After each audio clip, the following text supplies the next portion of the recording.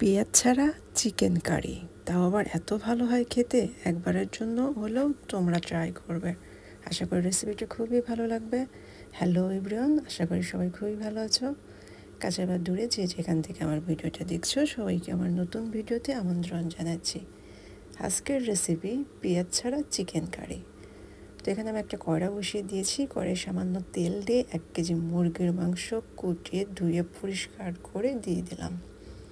তো মাংসটা ভালো করে ভেজে নেব কালারটা চেঞ্জ হয়ে আসা পর্যন্ত। এরপর আমি দিয়ে দিলাম 1 চামচ রসুন বাটা, 1 চামচ আদা বাটা। দেওয়ার পর মাংসটা আবার ভালো করে আমি ভেজে নেব। এই ভাজার কাজটা কিন্তু অবশ্যই সময় নিয়ে করতে হবে, না হলে খাবারের টেস্টটা কিন্তু একদম ভালো আসবে না, মশলার কাঁচা গন্ধ থেকে যাবে। তার জন্য এই ভাজার কাজটা একটু সময় নিয়ে মিডিয়াম টু লো হিটে ভেজে নিতে হবে।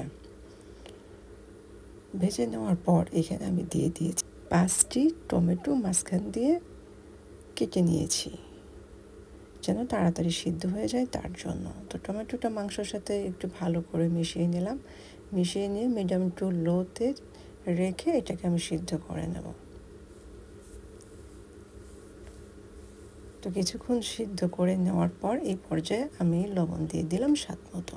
লবণ দিয়ে দিলে হবে কি আরও তাড়াতাড়ি কুক হয়ে আসবে, রান্নাটা খুব তাড়াতাড়ি হবে তার জন্য। তো লবণ দিয়ে আবারও আমি ঢাকনা দিয়ে ঢেকে কিছুক্ষণ সময় রান্না করে নেব। তো এখানে কিন্তু আমার টমেটোটা একদম সিদ্ধ হয়ে এসেছে, দেখতে পারছেন। তো টমেটোর যে উপরের স্কিনটা সেটা আমি ফেলে দেব। স্কিন থাকলে কিন্তু খাবারের স্বাদটা ভালো আসবে না, আর তরকারি যে গ্রেভিটা হবে গ্রেভিটার কিন্তু দেখতেও ভালো লাগবে না, কারণ টমেটোর স্কিনটা কিন্তু একদম গলে কখনোই যায় না। তার জন্য স্কিনটা এরকমভাবে ফেলে দেবেন। ফেলে দেওয়ার পর টমেটোগুলো আমি ভালো করে একটু গলিয়ে নেওয়ার চেষ্টা করছিলাম। টমেটোটা যত ভালো করে গলিয়ে নিতে পারবেন তত ভালো খেতে হবে এবং গ্রেভিটা অনেক সুন্দর হবে। এই চিকেন রান্নার গ্রেভিটা সবথেকে বেশি ভালো লাগে আমার কাছে, অসাধারণ লাগে। তো রান্নাটা পুরো প্রসেস দেখে নিন, তাহলে বুঝবেন যে গ্রেভিটা কতটা লোভনীয় হয়েছিল। তো সবগুলো সিদ্ধ করে নেওয়ার পর এখানে আমি হলুদ গুঁড়া, মরিচ গুঁড়া, ধনিয়া গুঁড়া দিয়ে দিলাম 1 চামচ করে। দিয়ে ভালো করে মাংসটা আবারও ভুনে নেব। ধাপে ধাপে মশলা দেবেন আর ধাপে ধাপে ভুনিয়ে নেবেন, তাহলে খাবারের টেস্টটা খুবই ভালো আসবে।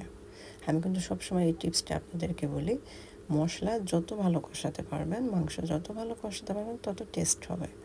এ পর্যায়ে আমি গরম মশলা দিলাম 1 চামচ, ব্ল্যাক পেপার দিলাম 1 চামচ আর জিরে গুঁড়ো দিলাম 1 চামচ। ব্ল্যাক পেপারটা অবশ্যই দেওয়ার চেষ্টা করবেন। ব্ল্যাক পেপারটা এই রান্নায় দিলে খাবারের টেস্টটা দ্বিগুণ হয়ে যাবে। সব কিছু আবারও ভালো করে ভুনে নেব। আমার রান্নাগুলো কিন্তু আপনারা খেয়াল করবেন, একই প্রসেসে যদি আপনারা রান্না করেন তাহলে খাবারের স্বাদটা কিন্তু হুবহু আমার রান্নার মতোই আসবে। তোমার চিকেনটা কিন্তু অনেক ভালো করে ভুনে নেওয়া হয়েছে। এই পর্যায়ে আমি পানি দিয়ে দেব। পানি খুব একটা দেবো না, যেহেতু এটা মাখো মাখো হবে, গ্রেভি হবে না, অত হালকা গ্রেভি হবে, তার জন্য খুব একটা পানি দেবো না। আর চিকেনটা যেহেতু অনেক ভালোভাবে আমরা ভুনে নিয়েছি, আমার চিকেনটা কিন্তু অলমোস্ট অনেকটাই সিদ্ধ হয়ে এসেছে। তারপর ঢাকনা দিয়ে এরকমভাবে নেড়ে চেড়ে রান্না করে নিতে হবে। ঢাকনা দিয়ে কিন্তু রান্না অবশ্যই দিয়ে চুপ করে বসে থাকবে না, মাঝে মাঝে ঢাকনা তুলে নেড়ে ছেড়ে দেবে, তা নাহলে তলানিতে লেগে যাবে। আর তলানিতে লেগে গেলে খাবারের টেস্ট কিন্তু একদম নষ্ট হয়ে যায়। মার্শাল্লাহ, দেখেই কিন্তু বোঝা যাচ্ছে কালারটা কি সুন্দর, আর স্যার গ্রেভিটা ওয়াও। তো ভালো থাকবেন সবাই, আবার দেখা হবে নতুন কোনো রেসিপিতে।